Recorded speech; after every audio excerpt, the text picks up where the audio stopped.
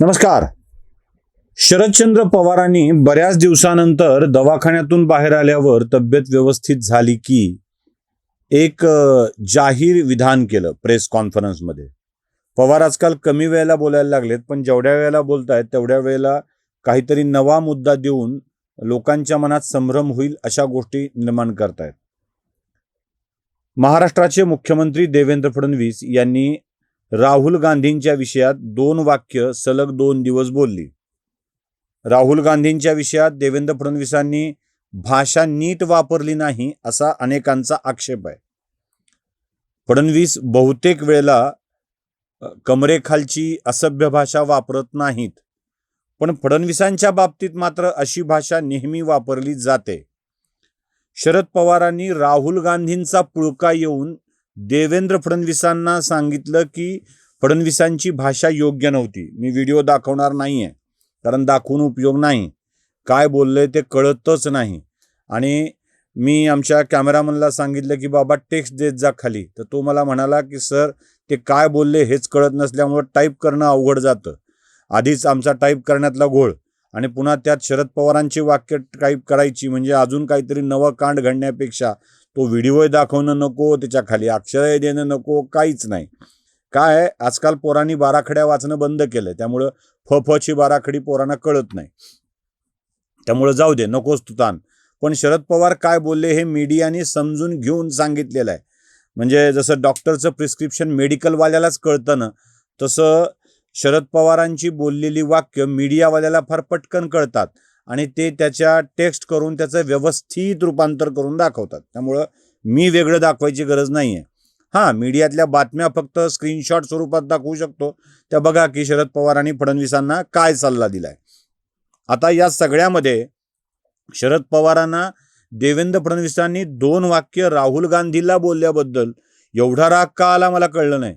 म्हणजे हे असं झालं ना की शरद पवार म्हणजे हनुमान आहेत आणि राहुल गांधी म्हणजे राम आहे आणि त्यामुळं ते लढायला निघालेत. म्हणजे अशी ते फार मोठी तुलना होईल, मूर्खपणा होईल माझा तो, पण तो करतो मी, चला हरकत नाही. राहुल गांधीला बोलल्याचा एवढा राग पवारांना का आला? आणि बरं आला तो आला, गांधी परिवार अख्खा, पुरा गांधी खानदान सगळ्यांच्या बाबत काय बोलतो याची अंदाज पवारांना आहे. पवार साहेब, तुम्हाला माहीत नसेल म्हणून दाखवतो काय, हे मात्र दाखवणं आवश्यक आहे. या वाक्यांवर पवारांनी काय प्रतिक्रिया दिलेली होती? सगळ्यात पहिल्यांदा सोनिया गांधी, म्हणजे मदर ऑफ गांधी परिवार, न्यू गांधी परिवार, त्यांची वाक्य आपण एक एक करून जरा नीट बघूया. अपराधी तत्व अपने को सुरक्षित महसूस करते हैं जिन्हें सरकारी संरक्षण मिल रही है. सच्चाई यह है कि आज गुजरात की सरकार चलाने वाले झूठे बेईमानी डर और मौत के सौदागर हैं. झालं पवार साहेब. आता युवराज राहुल गांधी हे नरेंद्र मोदींच्या विषयात काय काय बोलतात? पवार साहेबांच्या त्यावेळेला कानावर गेलं नव्हतं की नेमकं त्याच वेळेला पवार साहेब उपचारासाठी ॲडमिट झालेले होते, माहीत नाही मला. पण राहुल गांधी काय काय बोलतात ते पवार साहेबांना एकदा एक एक करून ऐकवतो, ऐका. गली गली में शोर है, हिंदुस्तान का चौकीदार चोर है. Narendra Modi runs away from parliament. In the end, the Congress party is going to catch Narendra Modi. When I give a speech in parliament and I threaten to raise Epstein and Adani, Narendra Modi runs away from parliament. And don't worry, please understand one thing. No matter what happens, Congress party is going to get Mr. Narendra Modi. Don't worry. He can run as long, as fast as he wants, as far as he wants. In the end, the Congress party is going to catch Narendra Modi. And we are going to show the entire country what the Prime Minister of India actually is. मैं नहीं डरता नरेंद्र मोदी से, एक बात समझ low.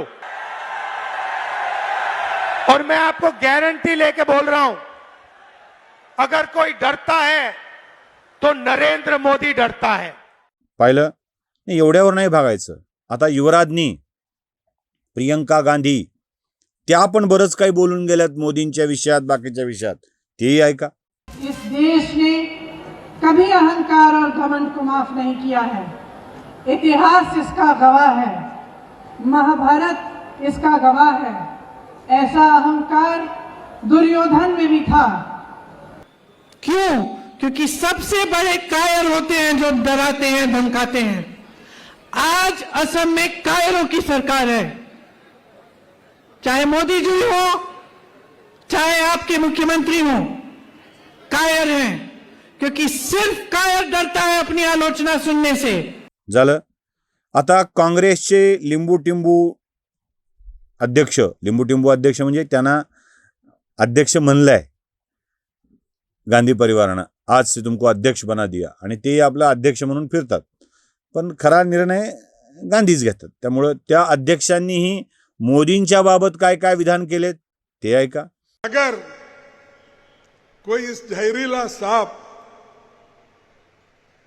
आपके सामने से गुजर रहा है और आप नमाज भी पढ़ रहे हैं, नमाज तोड़ के उस जहरीली सांप को मारना, ये कुरान में कहा है. और मैं यही कहूंगा, आपका नमाज तोड़ना है तो परवाह नहीं, ये जहरीला सांप है आरएसएस और बीजेपी, इसको अगर आप नहीं मारेंगे आप कभी बचेंगे. पाहिलं. जरा पुढे जाऊ. काँग्रेसचे बाकीचे कार्यकर्ते सुद्धा मोदी तेरी कब्र खुदेगी, आज नहीं तो कल खुदेगी असली वाक्य बोलत आलेली आहेत. ते ऐका.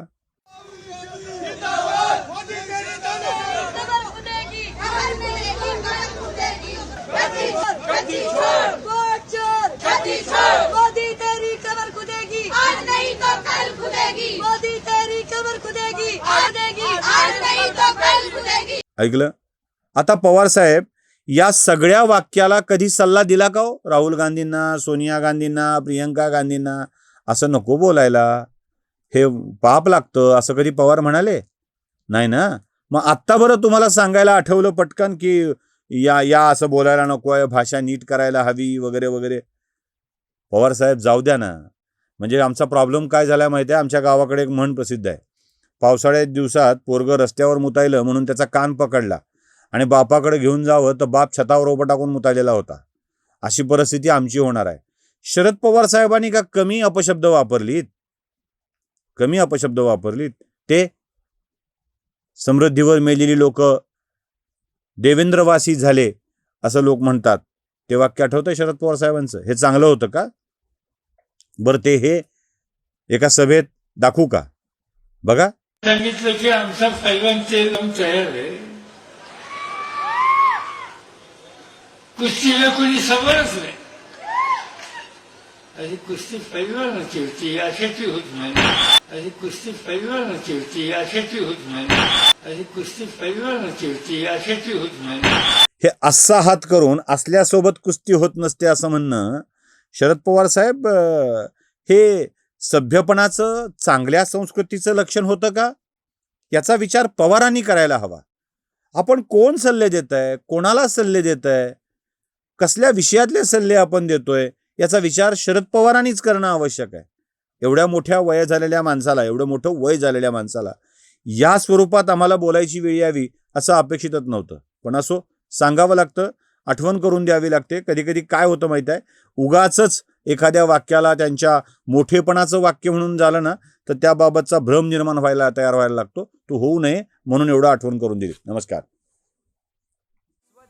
जागृतीचा विधायक बुरुज.